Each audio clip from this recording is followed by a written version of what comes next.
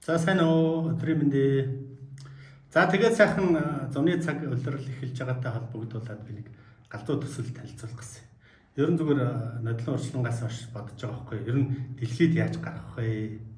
Дэлхийд гарах, юугаар гарах боломжууд байна гэдэг ингээд. Магадгүй нөгөө талдаа бол бас энэ үзэл санааг дэлхийд таниулахад нэг өгөөш, нэг одоо мессеж шидэ тэргээр цаашид дамжих хэрэгтэй. Тэр мессеж маань юу ажиллах вэ гэдэг. За яг хөө Тэнгэрийн сургууль гэдэг аппликейшн бол хийгдээд явж байна. Энэгээр бол ингээд сайн сайхны талаар мэдлэг боловсролын талаар ингээд ярьж болж байна. Нөгөө талаараа дэлхийд гарах нэг өнцөг одоо нэг мессеж, нэг санаа гаргацсан тэрийг бас хөгжүүлэлтэн дээр баг бүрдүүлэлтэн дээр бол нэлээдгүй ажилласан. Тэгээд одоо олон түмэнтэйгээ хамтарнаа.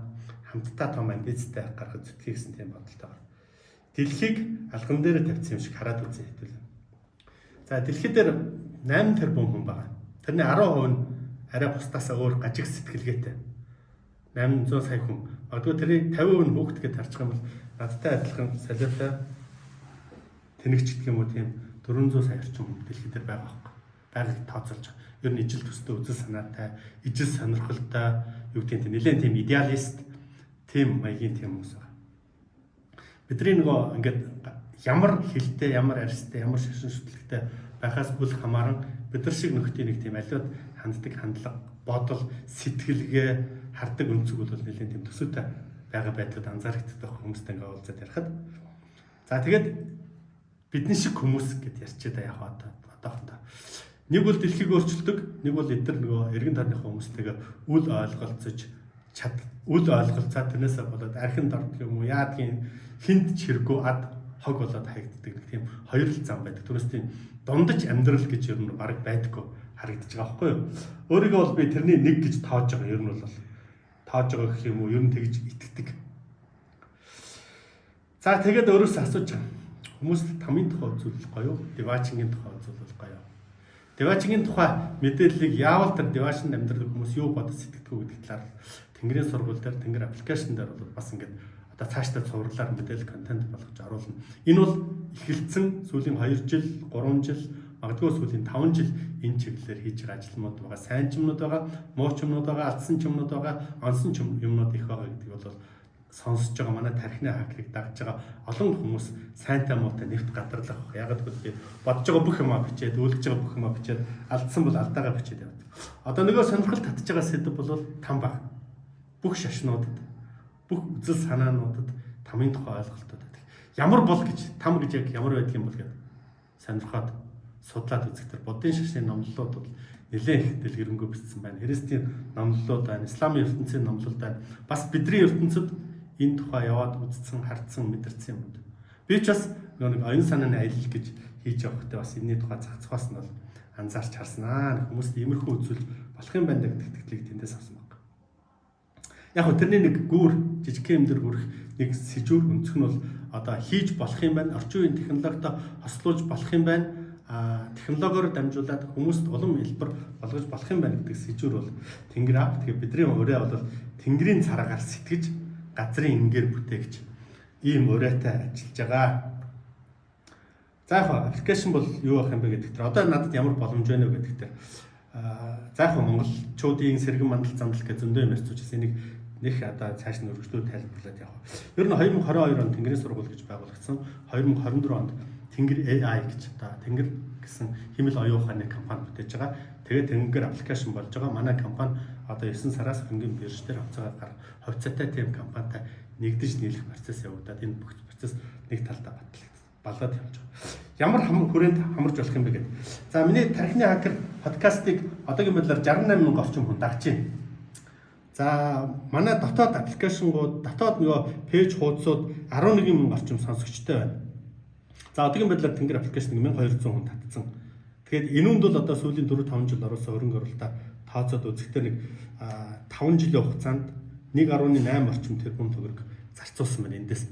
Тэгэхээр бол бас тодорхой хэмжээний хангалттай мөнгө зарцуулсан, ажилтсан, ямар ч байсан зах зээлийнхаа одоо хүрээлэл гэдэг юм уу да зорилт зах зээлдээ хүрсэн гэж тооцож байгаа. Тэрний баталгааны юм гэдэг зорилт зах зээл танигдсан.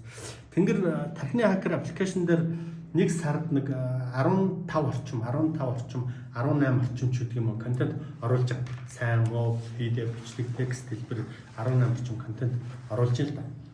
тэр контентын сар дор хаяж нэг контентын үзэлт нь 300 мянгаас 500 мянган үзэлт байгаа. Тэгэхээр энэ тухай мэдээллийг одоо юу гэдэг нь те Монгол улсад байгаа гар утас хэрэглэдэг Facebook дээр байдаг 2 сая гаруй хүний 300 мянган сард нэг удаа энэ мэдээллийг авчаад байгаа гэсэн үг. Ямар нэгэн байдлаар аль нэгийг энэ мэдээллийг үзсэн гэсэн тийм санаа. За ер нь зүгээр бэлтгэсэн мэдээллийг 7 хоног тутам бол нэг 30 мянгаас 100 мянга, за 150 200 мянгад бол нэлээд хүрж байгаа. 30-аас 100 мянган хүн үзэж байгаа гэж тооцож байгаа. Ер нь үзэж байгаа тийм статистик үзүүлэлт бол тэгэхээр бүхэн хараа тоолчих дээр аянда харагдан доо. Тархины агарлаа ороод тоолчих дээр аянда. Энэ нь тэдэн 100 мянга үзэж, энэ тэдэн ширхэг үзэж гээд үзэлт нь байж байгаа. За дахин давтагдчихгүй гэдэг хамгийн өрмөц санаа. Бизнест байдаг хамгийн том давуу тал бол дахин давтагдчихгүй. Айнууник хин нэгэн хүн дуурайч хийх боломжгүй, хичнээн мэддэг байсан ч хичнээн чаддаг байсан ч дуурайч хийх боломжгүй, дахин хийх нь өөрөө утга учиргүй зүйл байгаа байхгүй. Энэ өөрөө бидний харьцангуй том давуу тал, харьцангуй том онцлог. Хэрэглэгчдийн зах зээл рүү ямар ч байсан нэвтэрсэн сонирхлын хүрээллийнхаа багцааг тооцоолцсон тэр сонирхлын хүрээллийн хүмүүсийнхаа одоо юу гэдэг нь хүмүүстэй сард дор хийж нэг удаа нэг мэдээлэл хөрвүүлчихэд байгаа. Тэгээд дээр нэмээд энэ үзэл санаа энэ төлөвлөмжлөлийн талаар одоо ийм цар хүрээний үйл ажиллагаа явуулж байгаа. Нэг хоёрхон байгууллагын нэг нь манай Тэнгэрийн сургууль тархины хакер гэдэг подкаст мөн байгаа учраас ер нь бол бас тодорхой зорилттой төрөөр хүрцэн гэсэн үг. За яг хоо Тэнгэр аппликейшнийг бид нар юу гэж бодож гинүү гэдэг тэр энэ 300 мянган хүнийхээ 10-30 мянган хүн татчих юм байна. 30 мянган хүн татхад бол нэг тийм сүртэй ажил болохгүй орчих юм байна. Тэгэхэд бол бидний жилийн борлуулалтыг 1.6-аас 2.8 тэрбум орчим төгрөгийн борлуулалтын орлоготой байх юм байна. Хөрөнгө оруулагчтай хангалттай, хувь нийлүүлсэн хөрөнгөд нь хангалттай Нобель ашиг өгчих болцоотой байна гэсэн иймэрхүү ерөнхийдөө нэг бодит онцлог тооцоолол гэдэг юм да тийм байна. Тэгээ энүүндээ ингээд хүрээдж явж байгаа тийм зүйлүүд байна. За тэгээд юу вэ гэхээр Elon Musk-ийн тухай би бас боддгийн энэ хүний үйл хөдлөлийг бас нэлээд анхааралтай ажигладгийг гэх юм да. Нөхөр бол анх ангар гараг дээр хүмүүс аваачна гэж бизнес санаагаа эхлүүлсэн байхгүй. Тэгээ ангар гараг дээр очих хөтөлбөрийг 30 жилийн хугацаатай хөтөлбөр одоо боловсруулад зарлаа. Тэгээд бүртгэгч нь ангар гараг дээр одоогийн байдлаар 100 мянган хүн очно гэдээ бүртгүүлсэн. Саран дээр 300 мянган хүн амтарна гэдээ одоо бүртгүүлсэн. Тэгээ тэр нь өөрөө энэ Elon Musk-ийн тесрэлт би бас харагдаж байна. Тэгээ одоо юу гэдэг те 37-8% 50-члээ 35-члээ тэрийг би мартчих. Анхныхаа хүмүүсийг орсон согчдыг ангар гараг руугаа явна гэж сансрын хөлгөө бүтээгээд ажиллаж байгаа. Инүүний хажууд энэ тэнгэр гэдэг юу гэдэг те тамийн тухай мэдээллийг хүргэсэн аппликейшнийг ингээд дундуур нь аялахтай нэг ийм нүдний шил зүүчдэгтэй тэгээд дотор талд нь ингээд бүх юм ингээд орон зайгаар ингээд харагдаад байна. Тийм тамийн тухай аппликейшн гэх юм уу та. Тийм одоо юу бий болохыг гэсэн тийм санаа гаргаж байгаа. Тэгээд тэрийг дэлхий дээр магадгүй татаад үзчих. Доройж 100 сая хүн байна. Доройж 100 сая хүн байна. 100 сая хүнийг $1 татвал 100 сая доллар, $5 татвал хэд болохыг бол таахан татаад үз. Тийм учраас би түрүүн надтай ижил сонирхол бүхий 400 сая хүн байгаа гэж хэлээд байгаа нь тийм учиртай. Тэгээ нүг яах вэ гэдэгтэр VR гэдэг. Энийг яах вэ гэдэгтэр нэг талдаа нөгөө Тэнгэрийн сургуулийн хамгийн үр бүтээлтэй хамгийн орсон хүн бүгд суралцааж гардаг тэр тэнхим нь бол там юм байлаа гэж ойлгосон шүү.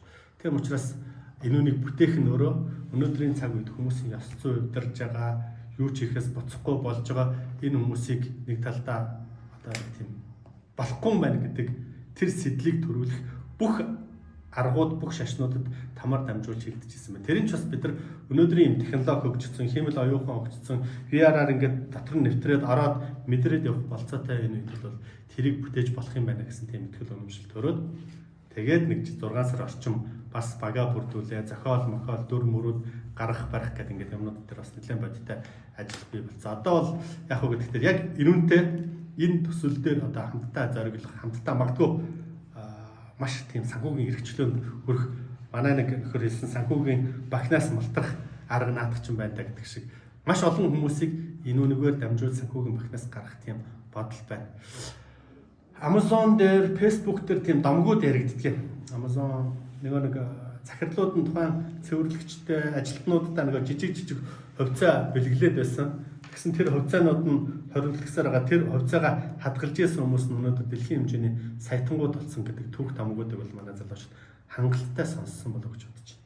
Тэгээ энийг цааш нь хөгжүүлэх түмэн янзын одоо үүдээ те санаанууд ингээд чэшин дотор толгой дотор ингээд багтахгүй ингээд чихэлдэж байгаа учраас тамирх тухай эхлээд ярих гэж бодож байгаа. Цаашаа бид нар дэлхийн нийтийг байлдан дагуулах энэ хүмүүсийн ингээд нэг пүк гэд оюун санаа нь гинтгэн тэлж байгаа юм шиг тийм тэлүүлээд бүх ертөнцийн утга учирыг тайлан ойлгуулах тэр боломж болцоонууд бол зөндөө харагдаад байгаа байхгүй орчин үеийн технологийн тусламжтайгаар. Тэгэхээр тэр бүхнийг нэг нэгээр нь хийж эхлэн магадгүй нэг жилийн дараа хатингийн үдэд ч байдаг юм уу наадмарч байдаг юм уу там гэдэг тэр зүйлийг дэлхийд дээр хүмүүс татаж аваад дотор нь ороод мэдрээд ингээд явах боломжийг нээчихлөө гэж бодож байна. Тэгээд сонирхож байгаа хүмүүстэй чат бичээрэй, уулзалтыг.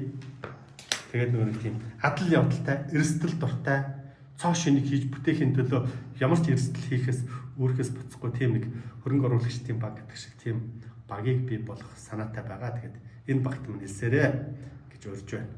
Баярлалаа.